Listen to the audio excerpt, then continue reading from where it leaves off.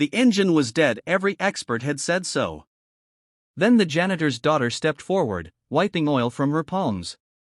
The CEO laughed, daring her to even try. She didn't flinch. 10 minutes later, the factory lights flickered back to life and the truth she revealed brought the room to its knees. No one paid her any mind when she first walked into the bay, just a girl in a grease-smudged hoodie, trailing behind the janitor's cart like she'd done 100 times before. The factory floor buzzed with tension. The prototype engine, the one that cost millions and promised to change the world, sat lifeless on its platform. Engineers circled it like vultures, whispering defeat. CEO Malcolm Crane stood with arms crossed, face carved from stone. "It's finished," he declared. "Scrap it." That's when she spoke. "Mind if I take a look?" Heads turned. A snicker rose from someone near the control panel. Malcolm's eyes narrowed. "You think you're smarter than my team of PhDs, little girl?" "I think you're scared of someone who hasn't got anything to lose," she replied coolly. Silence fell. He shrugged. "Be my guest.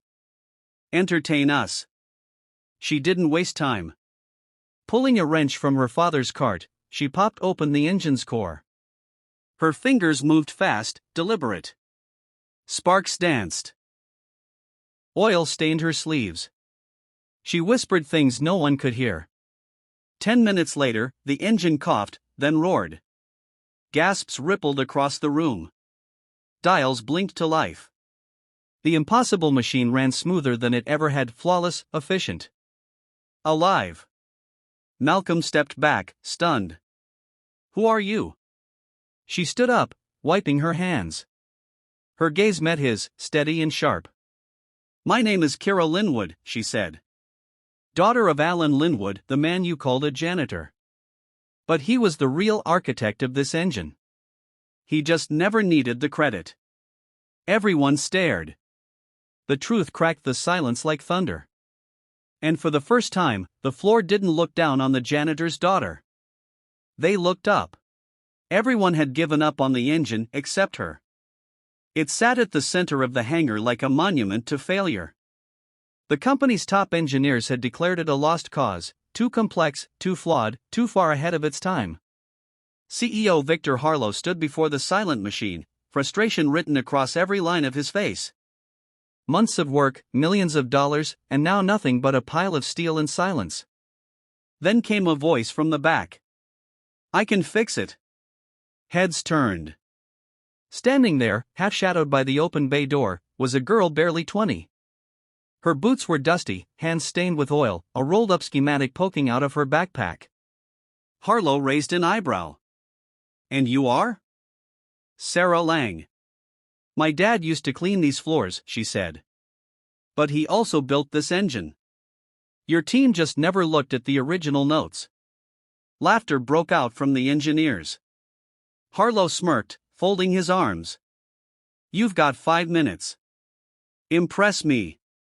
Sarah didn't respond.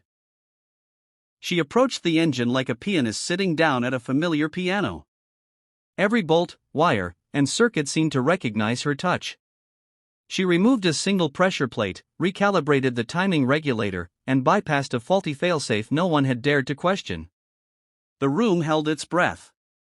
With a low hum, the engine spun to life. Not sputtering, singing. The dials surged. Holographic readouts flared green. For the first time, it ran at full power. Silence fell. Then applause. Victor stepped closer, stunned. What did you change?" She smiled, holding up her father's annotated blueprint. "Everything you overlooked." And in that moment, they realized, the janitor hadn't just swept the floors. He'd written the future. The conference room smelled like disappointment and burnt circuitry. A dozen engineers stood silent as the prototype sputtered and died again. The cleanest minds in the company, dressed in white lab coats and armed with the best tech, had failed to bring it to life. Weeks of deadlines missed, money burned, and now the CEO's patience was running on fumes. "I'm done wasting time," Mr. Callister growled. "Scrap it." Before anyone could move, a voice called out from the corner of the hangar. Wait. Let me try. Heads turned. Standing in the doorway was a girl no one recognized except maybe the janitor, who stood behind her, eyes wide with worry. She wore coveralls stained with grease and ink, a screwdriver tucked behind her ear. And who exactly are you? Callister snapped. Riley Torres. I've been watching. And fixing your engineer's mistakes after hours, quietly. I know this engine better than they do. Chuckles echoed around the room. One of the engineers muttered, the janitor's kid? This is a joke. Riley stepped forward, unbothered. No joke. You've all been looking at this wrong. It's not just an engine. It's a system that responds to balance, not brute force. Callister hesitated. You've got 10 minutes. Make me regret this. She didn't even blink. In 7 minutes and 23 seconds, the engine coughed, whirred, and roared to life, clean, steady, perfect. Every gauge blinked green. Silence fell. Then disbelief. Then awe. Riley turned, wiping her hands on her sleeve. My dad may mop your floors, she said calmly, but at night, we rebuilt this design from scratch. You just never noticed. And in that moment, the grease on her hands looked more like gold than grime. They only ever called him the janitor. To the executives at Ardent Dynamics, he was just the man who emptied their trash and scrubbed their floors. No one cared that Alan Mercer once held patents in propulsion tech before vanishing from the industry. No one noticed the way he lingered near the experimental engines, eyes tracing every wire, every failure. Not until his daughter showed up. Clara Mercer stood at the edge of the hangar, clutching a leather-bound notebook that smelled of age and machine oil. Her arrival came on the same day the company's prized engine failed its final trial again. Panic buzzed through the engineering team. Investors were scheduled to visit in 48 hours, and the prototype was nothing more than an expensive sculpture. I think I know what's wrong, Clara said quietly. The lead engineer laughed. Do you even know what that machine does? No, she admitted. But my father did. That stopped them. Alan had died just weeks earlier, quietly and without ceremony. A few polite nods, no obituary in the company newsletter. But Clara knew what he left behind. She opened the notebook and spread it across the table, hand-drawn schematics, margin notes, formulas beyond their textbooks. The room leaned in. With quiet confidence, Clara stepped up to the engine and began rewiring. 20 minutes later, the silence was broken by a low, powerful hum. The lights dimmed. The engine glowed to life, smooth, stable, flawless. The room erupted. How? Someone whispered. She looked up, eyes steady. This engine runs on my father's mind. You just buried it under your egos. And in that moment, the legacy of a janitor became something undeniable, a genius hidden in plain sight, now roaring into history through his daughter. CEO Raymond Voss prided himself on knowing talent when he saw it and dismissing nonsense before it wasted his time. That's why, when the janitor's daughter stepped onto the test floor with a wrench in her hand, he didn't even bother hiding his smirk. This isn't a toy, sweetheart, he said, gesturing to the half-assembled fusion engine. It's a $40 million prototype. I know, she replied calmly. My father built it.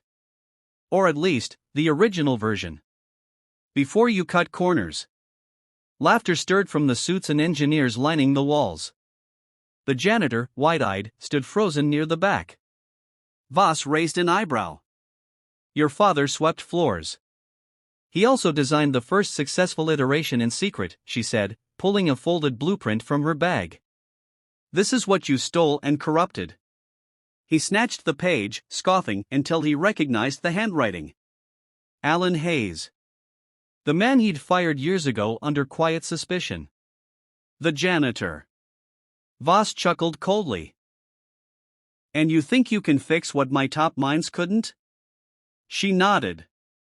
Give me 15 minutes. Unless you're afraid I might show them up. It was pride, or maybe pure arrogance, that made him step aside. She moved like someone who had been born in the belly of machines. Her fingers danced across circuits and coils, pulling out pieces no one dared to question, replacing them with precision and speed. She whispered to the machine like it was listening. And then it breathed. A low hum, followed by a sudden blow. The engine activated, steady and powerful. Applause broke out, but Voss didn't hear it. All he saw was a girl with oil on her hands and truth in her eyes. He had underestimated her. Underestimated him. And that, as history would record it, was the CEO's last mistake. The engine was dead. Again.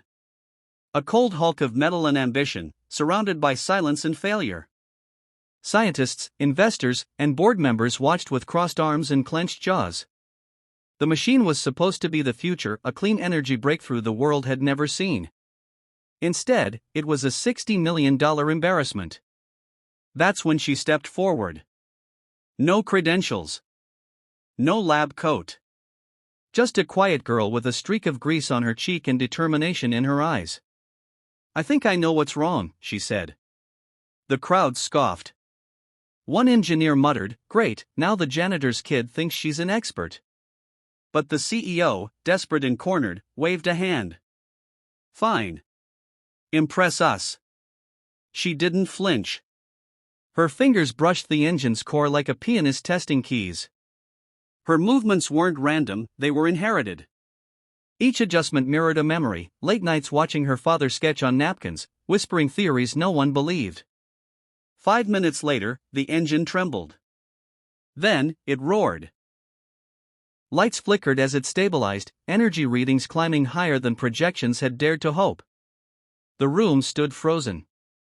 How did you do that?" the CEO asked, voice barely above a whisper. She stepped back, her eyes on the machine. "My father built the first prototype. You called him a janitor. He called it a gift to the world. You just buried it under patents and pride." Silence fell heavy. In that moment, nothing was the same. The future had just been rewritten, not by a CEO, not by a scientist, but by a girl brave enough to touch the past and bring it back to life. She touched the engine, and history changed.